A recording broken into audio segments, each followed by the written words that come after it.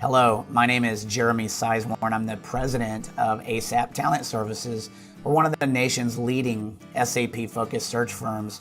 And today, in my video blog series, I want to talk to you guys about some of the common mistakes that we're seeing hiring managers and companies make when it comes to their recruiting. So these are all things to maybe think about, say, how can we improve our internal recruiting processes? The first thing I want to talk about today is knowing when to use a recruiting firm and when not to, okay? If a role is extremely critical to your organization, and if the sense of timing, your urgency for when you need the role filled, and understanding that if we get the wrong hire, it could really do damage to our company. Those are some things to think about on whether we want to use a search firm or not. If it's a confidential search, obviously we could use a firm.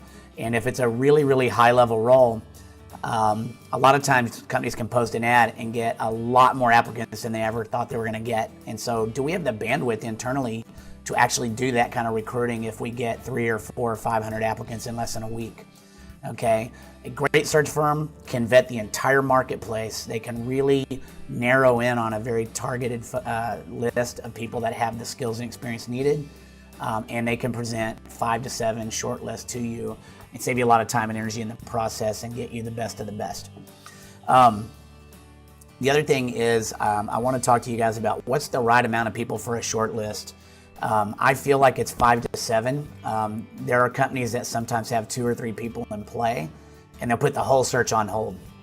And it's really putting all your eggs in too few of a basket, because if something goes wrong, 1 or 2 fall apart, they decide not to make a move, you look up and 2 weeks have gone by of critical time, and you're back at square zero. And then you tell the firm, we thought we had it filled, but we didn't. You want to avoid that mistake, and 5 to 7 strong candidates helps you to do that. Okay, let's figure out who the top 2 or 3 are, bring them in for an in-person interview, and then we'll make an offer. But you always have a good number of strong backups that way.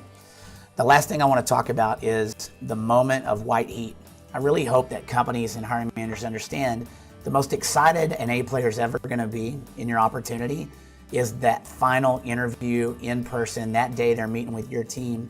And the more days that goes by afterwards that they don't hear from you, and when 1 week, 2 weeks, 3 weeks goes by, they start to think negative thoughts. They think bad things. They think that company is not interested in me, or they're pursuing someone else and I'm just a backup, which all could be true. But the quicker and sooner you can get back with an A player after that final interview and say, you're the one we want. You know, we're looking to get an offer together and we want to get you on board.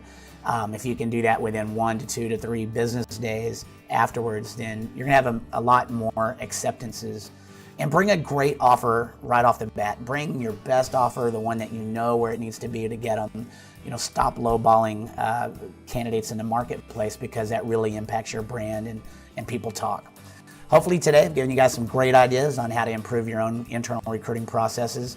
Again, Jeremy Sisemore is my name, and we're with ASAP Talent Services. Hope that you join us on a future video. Thanks.